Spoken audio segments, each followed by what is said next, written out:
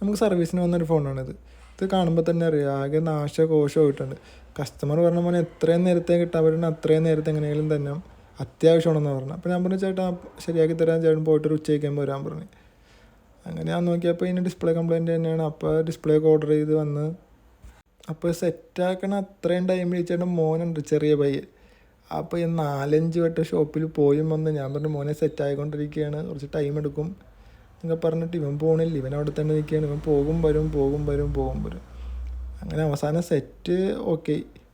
അപ്പോൾ ആ പയ്യൻ്റെ അച്ഛമ്മ നമ്മുടെ ചേട്ടാ സെറ്റിന് എന്ത് പറ്റിയാന്ന് ചോദിച്ചാൽ പറഞ്ഞ് മോനെ സ്കൂളിൽ പോയിട്ട് തന്നെ ഇപ്പോൾ 2 ദിവസമായി വയറ് വേദനയെന്നൊക്കെ പറഞ്ഞ് വീട്ടിലിരിക്കും, ഫോണിൽ കളിയാണ്. അങ്ങനെ അവസാനം ഞാൻ എറിഞ്ഞ് പൊട്ടിച്ചാണെന്ന് പറഞ്ഞ് ദേഷ്യം വന്നപ്പോൾ. എന്ത് പറയണേ, ഇപ്പാണെങ്കിൽ സമാധാനമില്ലെന്ന് പറഞ്ഞു ഫോണില്ലാത്തതുകൊണ്ട്. അങ്ങനെ ഗതികെട്ട് റെഡി ആക്കിയാണെന്നാണ് ആ പയ്യൻ്റെ അച്ഛൻ പറയണത്. എന്തായാലും ആ ചേട്ടൻ്റെ സമാധാനം നമ്മൾ തിരിച്ചു കൊടുത്തിട്ടുണ്ട്.